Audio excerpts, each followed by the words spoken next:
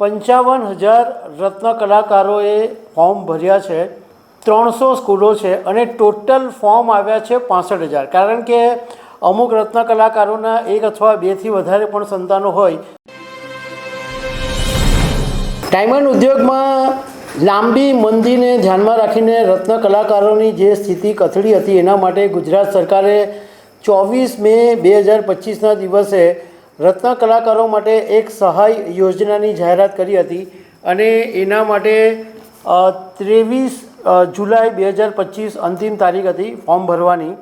અને એની અંદર સરકારે એવું કીધેલું હતું કે 31 માર્ચ 2025 જે કોઈ રત્ન કલાકાર બેરોજગાર હશે એના સંતાનોને 13,500 રૂપિયાની ફી એક વર્ષ માટે માફ કરવામાં આવશે। એટલે સરકાર ડાયરેક્ટ સ્કૂલમાં એ 13,500 રૂપિયાની ફી ભરી દેશે। હવે આ 2 મહિના પૂરા થઈ ગયા છે અને અત્યાર સુધીમાં જે આંકડા સામે આવ્યા છે એ મુજબ 55,000 રત્ન કલાકારોએ ફોર્મ ભર્યા છે। 300 સ્કૂલો છે અને ટોટલ ફોર્મ આવ્યા છે 65,000। કારણ કે અમુક રત્ન કલાકારોના એક અથવા બેથી વધારે પણ સંતાનો હોય તો એમણે અરજી કરી હોય તો ટોટલ 65,000 ફોર્મ આવ્યા છે। હવે આના વિશે હું તમારી સાથે વાત કરવાનો છું। મારું નામ રાજેશ શાહ છે અને તમે જોઈ રહ્યા છો ગુજરાતના સૌથી મોટા ડિજિટલ ન્યૂઝ પ્લેટફોર્મ ખબરછે.com। છેલ્લા લગભગ 3 વર્ષથી ડાયમંડ ઉદ્યોગની અંદર મંદીનો અજગર ભરડો હતો અને એવી બુમરાણ ઘણા સમયથી ચાલતી હતી કે મોટા પાયે રત્ન કલાકારો બેરોજગાર બની ગયા છે, એમની હાલત કથળી ગઈ છે, ફી ભરવાના પૈસા નથી, ઘરના બિલ ભરવાના પૈસા નથી। અને આ વાતના પડઘા રાજ્યસભા સાંસદ ગોવિંદભાઈ ધોળકિયાએ પણ રાજ્યસભામાં મુદ્દો ઉઠાવેલો। સુરતના સાંસદ મુકેશ દલાલે પણ લોકસભાની અંદર આ મુદ્દો ઉઠાવેલો કે રત્ન કલાકારો માટે કોઈ સહાય યોજના થવી જોઈએ। ગુજરાત સરકારે લાંબી ચર્ચા વિચારણાને અંતે કમિટી જે બનાવેલી હતી અને એનું એક ડિસિઝન 24 મે 2025ના દિવસે જાહેરાત કરવામાં આવી અને એની અંદર શાળામાં જે ભણતા હોય એમાં રત્ન કલાકારોના બાળકોને 13,500 ફી એક વર્ષ માટે આપવાનો ગુજરાત સરકારે નિર્ણય લીધેલો હતો। હવે જે જિલ્લા ઉદ્યોગ કેન્દ્રની અંદર અત્યારે 55,000 રત્ન કલાકારોના ટોટલ 65,000 ફોર્મ આવેલા છે અને 300 સ્કૂલોનો સમાવેશ થાય છે। હવે આ આંકડો જે છે એ માત્ર સુરત પૂરતો છે, કારણ કે આખા ગુજરાતની અંદર તો એવું કહેવામાં આવે કે 10 લાખ રત્ન કલાકારો છે, સુરતમાં જ લગભગ 5 લાખથી વધારે રત્ન કલાકારો છે એવું કહેવાય છે।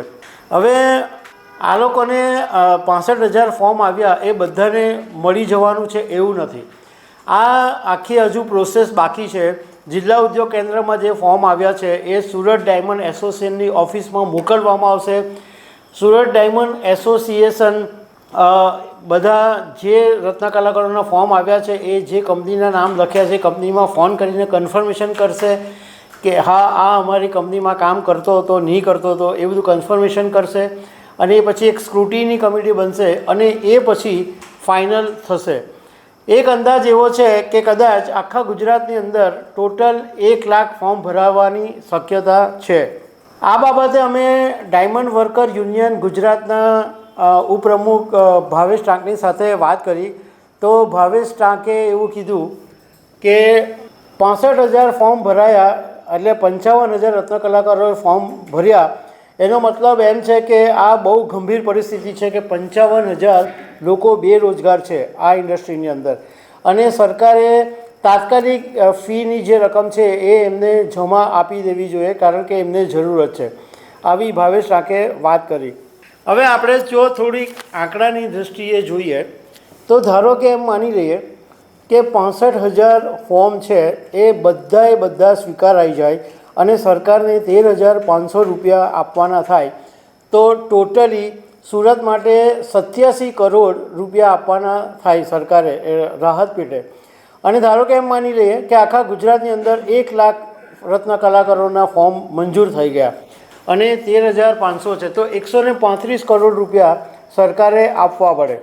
પરંતુ અમને એવું લાગે છે કે પહેલાં એક વાતની સ્પષ્ટતા કરી લઈએ કે અમારી ટોટલી જે સંવેદના છે એ રત્ન કલાકારોની સાથે છે, કારણ કે એમને મુશ્કેલી પડી છે, એમને ભાડું ભરવાનું, ઘર ભાડું ભરવાનું, સંતાનોની ફી ભરવાની મુશ્કેલી પડી છે, એ વાત 100% સાચી. પરંતુ જે પ્રમાણે આંકડાકીય હોબાળો મચ્યો હતો એની સામે આ આંકડો ઓછો છે, કારણ કે ગુજરાતની અંદર 5 લાખ રત્ન કલાકારો છે એવું વારંવાર કહેવામાં આવે છે, અને આખા ગુજરાતની અંદર 10 લાખ. તો સુરતમાં સપોઝ 5 લાખ રત્ન કલાકારો છે અને 50,000ના બી ફોર્મ મંજૂર થશે, તો એમ માનીએ કે 10% રત્ન કલાકારો બેરોજગાર છે. અને આખા ગુજરાતની અંદર ધારો કે 10 લાખ રત્ન કલાકારોમાંથી 1 લાખના ફોર્મ મંજૂર થયા તો બી 10%, એટલે આખા ગુજરાતની અંદર ટોટલ 10% જ રત્ન કલાકારો છે એ બેરોજગાર છે. પરંતુ ઇવન ગોવિંદભાઈ ધોળકિયાએ પણ જ્યારે આંકડા આપેલા ત્યારે એમણે એવું કીધેલું હતું કે 2 લાખ કરતાં વધારે બેરોજગાર છે. અને આવા આંકડા તો આવે જ છે વારે ઘડીએ કે 5 લાખ રત્ન કલાકારો કામ કરે છે. તો 5 લાખની સામે જો 50,000 બી ગણીએ તો આ આંકડો એટલો બધો મોટો લાગતો નથી. સરકારે એમની સામે બહુ આટલો બધો હોબાળો મચ્યો અને રાહત આપી છે તો સારી વાત છે, એમને રાહત મળવી જોઈએ. પરંતુ કહેવાનો મતલબ એમ છે કે જે પ્રમાણે હોબાળો મચ્યો એ પ્રમાણે રત્ન કલાકારોની સંખ્યા જે બેરોજગારોની છે એ એટલી મોટી નથી. તો દર્શક મિત્રો, આવી અનેક વાતો સાથે અમે તમને મળતા રહીશું. Thank you very much.